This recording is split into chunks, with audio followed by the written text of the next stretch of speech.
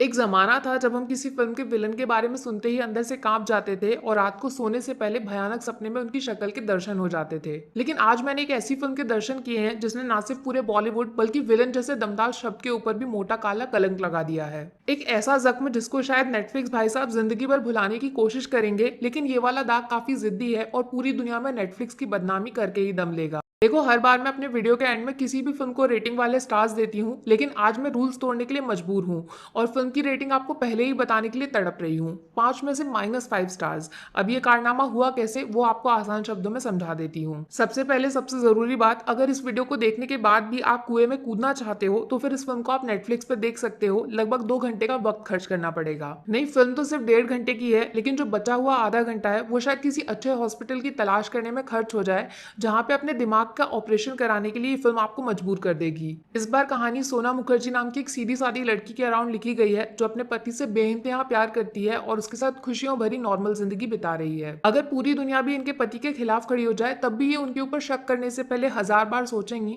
और मुश्किल से मुश्किल वक्त में भी बिना सोचे समझे उनके साथ खड़ी हो जाएंगी। इनके पति हैं डॉक्टर मृत्युंजय मुखर्जी, जो पेशे से गायनोकोलॉजिस्ट हैं, यानी माँ के पेट से बच्चे को बाहर लाने जैसे जबरदस्त काम ये हंसते खेलते कर जाते हैं। तीसरा कैरेक्टर है इमरान नाम के कड़क पुलिस इंस्पेक्टर का, जिनको वैसे तो शराब जैसी खतरनाक चीज की लत लगी हुई है, लेकिन अपनी ड्यूटी से ये उससे भी कई गुना ज्यादा प्यार करते हैं और क्रिमिनल्स को पकड़ने में इनको एक्सपर्ट माना जाता है। कहानी में ट्विस्ट आता है जब अचानक से शहर में कुछ प्रेग्नेंट लड़कियां गायब होना शुरू हो जाती हैं और उसका सीधा शक डॉक्टर मृत्युंजय के ऊपर आ जाता है, जिसके बाद इमरान साहब इनको गिरफ्तार करके जेल के पीछे डाल देते हैं। तब फिल्म में एंट्री होती है मिसेस सीरियल किलर यानी सोना मुखर्जी की, जो अपने पति को बेगुनाह साबित करने के लिए ठीक उसी तरह क्राइम्स को रिपीट करने की कोशिश करती हैं जैसा एक सीरियल किलर प्रेग्नेंट लड़कियों के साथ कर रहा है, ताकि उससे ये बात साबित हो जाए कि किलर मृत्युंजय नहीं बल्कि कोई और ही है जो कानून की पकड़ से बाहर है और अभी भी मासूम लड़कियों की जान के साथ खिलवाड़ कर रहा है। क्या सोना अपने मिशन में कामयाब हो जाएंगी और अपने पति को जेल के पीछे से आजाद कर देंगी, या फिर सीरियल किलर को कॉपी करने के चक्कर में लेने के देने पड़ जाएंगे और इनकी आजादी भी खतरे में आ जाएगी? क्या इमरान सिर्फ पुलिस की नौकरी का फर्ज निभा रहे हैं, या फिर केस के साथ इनका कुछ पुराना कनेक्शन जुड़ा हुआ है जिसकी वजह से मृत्युंजय को हमेशा के लिए जेल में फंसाने की कोशिश कर रहे हैं? और सबसे बड़ा सवाल, असली सीरियल किलर आखिर है कौन और ये सिर्फ लड़कियों के साथ ऐसे खतरनाक क्राइम को क्यों अंजाम दे रहा है?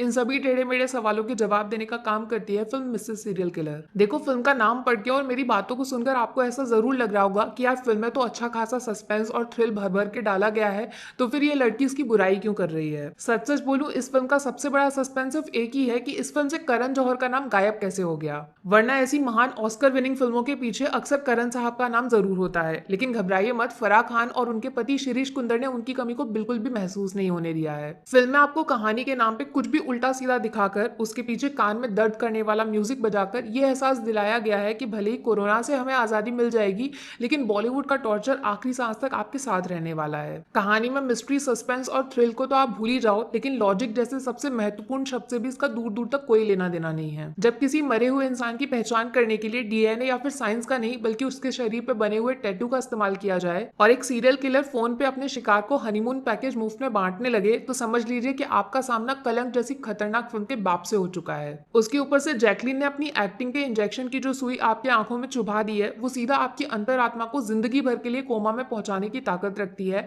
और हो सकता है कि एक्टिंग जैसे शब्द के ऊपर से आपका भरोसा ही उठ जाए। बस फिल्म में जो एक अच्छी चीज है वो है मनोज वाजपेयी की परफॉर्मेंस, जिनका थोड़ा बहुत साथ मोहित रैना ने देने की कोशिश की है, लेकिन डायरेक्टर साहब का दिल तो जैकलीन पे फिदा है, जिनको 90% स्क्रीन टाइम मुफ्त में लौटा दिया गया है। तो यार, कम शब्दों में बोलूं तो मिसेस सीरियल किलर अपने नाम की तरह लोगों की जान लेने में 100% सक्सेसफुल जरूर हो जाएगी, लेकिन एंटरटेनमेंट, कहानी, एक्टिंग, सस्पेंस जैसे शब्दों से इसका दूर दूर तक कोई वास्ता नहीं है। अब ये -5 वाला किस्सा पूरा कैसे हुआ वो आसान भाषा में समझ लीजिए। 1 स्टार तो करना चाहिए इस शो की कहानी लिखने वाले उन महान हाथों के लिए, 1 स्टार उस इंसान की सोच के लिए जिसने जैकलीन को फिल्म में लीड रोल देने के बारे में सोचा था, 1 स्टार उस डिक्शनरी के लिए जिसमें सस्पेंस, मिस्ट्री, थ्रिलर जैसे शब्दों की गलत मीनिंग सिखाई जाती है, 1 स्टार उस मशीन के लिए जिसमें फिल्म में पीछे बजने वाला म्यूजिक रिकॉर्ड किया गया है, और 5वां स्टार कटेगा नेटफ्लिक्स भाई साहब की दरिया दिली के लिए, जिन्होंने ड्राइव के बाद एक बार फिर से हमारी मुलाकात एक जानलेवा फिल्म से कराई है, जिसके लिए भगवान इनको कभी माफ नहीं करेगा। बाकी वीडियो में कुछ पसंद आया हो या फिर कुछ शिकायत करनी हो तो मैं आपको इंस्टाग्राम पर भी मिल जाऊंगी, वरना थोड़ा सा इंतजार करिए, मिलूंगी आपसे अगले वीडियो में। Take care, bye bye.